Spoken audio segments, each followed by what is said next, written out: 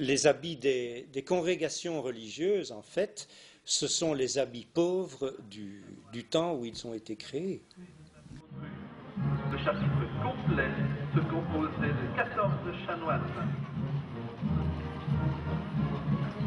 Tout le monde doit penser qu'ils sont là depuis des temps immémoriaux, mais c'est leur 6e participation. C'est vrai que la tradition rapporte que lors de l'épidémie de peste de 1348-49, une procession exceptionnelle est organisée en octobre pour demander à Vaudreuil de protéger sa ville. Les Sonnégiens font ou ont fait de même avec les reliques de Soigny pour demander à Saint-Vincent de protéger Soigny. L'épidémie cesse et la procession d'hommage, d'abord fixée en octobre, qui va très vite en 1352 avoir lieu à la Trinité, va supplanter les autres processions qui existaient. C'est la seule qui va rester avec le temps. Les autres vont disparaître et la procession de la Trinité va être le moment où Vaudreuil pouvait refaire le tour de ses propriétés et où les chanoinesses qui étaient propriétaires des reliques de Vaudreuil pouvaient réaffirmer leur autorité dans leur territoire. Si ce n'est qu'au Moyen-Âge, le tour était beaucoup plus grand que ce qu'il est aujourd'hui. On sortait de la ville, on faisait un tour d'une vingtaine de kilomètres, marqué par quelques arrêts devant des croix généralement où on pouvait lire un miracle attribué à Sainte Vaudreuil. Et puis il y avait aussi l'un de l'autre arrêt, parce que bon, faire un pareil périple, ça supposait quand même de devoir reprendre des forces, se reposer, donc on y pouvait manger quelques petits pains au jambon par exemple. Ce qui n'a plus été le cas quand les chanoinesses ont raccourci la procession pour ne plus sortir de la ville.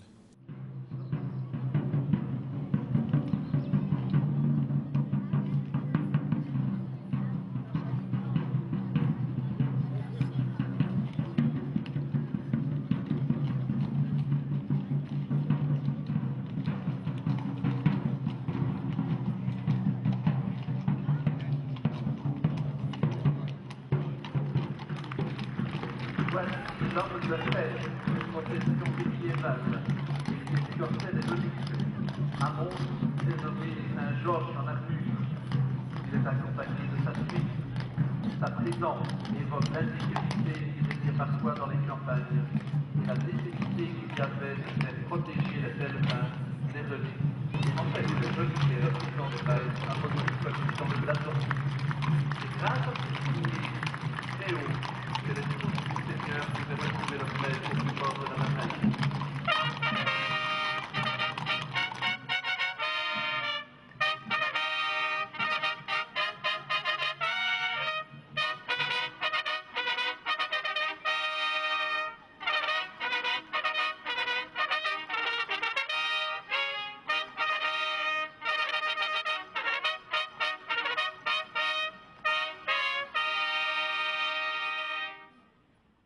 La procession a, au Moyen-Âge, aussi un rôle éducatif. Et donc, de même que les miracles jouent aussi en partie un rôle éducatif dans leur contenu, on va jouer des scènes assez facilement dans les processions. Une scène qui illustre un peu la vie du saint. Bon, on est avec des gens assez simples au Moyen-Âge, pas lettrés. Et donc, jouer une scénette, ça évoque et ça donne un modèle pour les gens, si je puis dire. Puis ça distrait aussi un peu. La procession médiévale, c'est pas tous les gens les yeux baissés, les mains jointes, récitant un chapelet. Je crois que c'est beaucoup plus relax, si je puis dire, que ça. C'est le 19e siècle qui va introduire des processions un peu rigides, dans une société qui est rigide dans tous les domaines.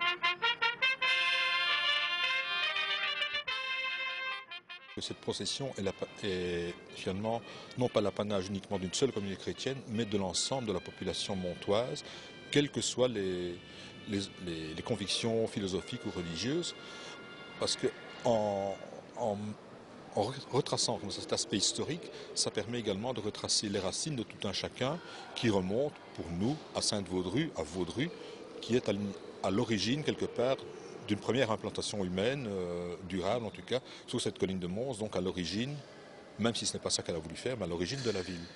En se retrempant dans cette procession, les gens retrempent leurs racines dans du terreau et sont repartis pour une année. L'an 1491, le vendredi avant la procession du jour de la Trinité, une enfant de 8 ans, Gillette Lemoine, fut jetée dans un égout par une servante qui s'acharnait contre elle. Son père, Gaspard Lemoine, ayant épuisé tous les moyens humains pour retrouver sa fille, s'adressa à Sainte-Vaudrue, fit en priant le tour de la procession, demandant qu'on lui rende sa fille morte ou vive. Le mardi suivant, il retrouva sa fille épuisée mais vivante. Reconnue miraculeuse par le chapitre, elle fut éduquée auprès des chanoinesses dans leur bonne maison du béguinage où elle mourut en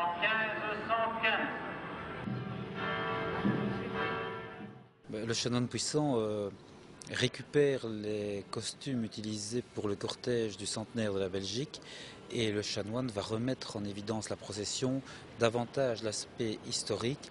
Il va en refaire une procession où l'on va pouvoir évoquer l'histoire de Mons. Il ne faut pas oublier que le chanoine puissant était un amateur d'art, un amateur d'histoire, et pour lui remettre la procession en valeur avec des groupes recréés, des groupes bien habillés, c'est aussi une occasion de faire passer des petites touches, des petites notions d'histoire dans la population. Donc il va le faire comme ça, mais toujours en lui donnant son caractère religieux. Il y a d'ailleurs de nombreuses photos qui existent où on voit le chanoine puissant en soutane qui organise les groupes et qui les fait passer les uns après les autres au départ de la procession.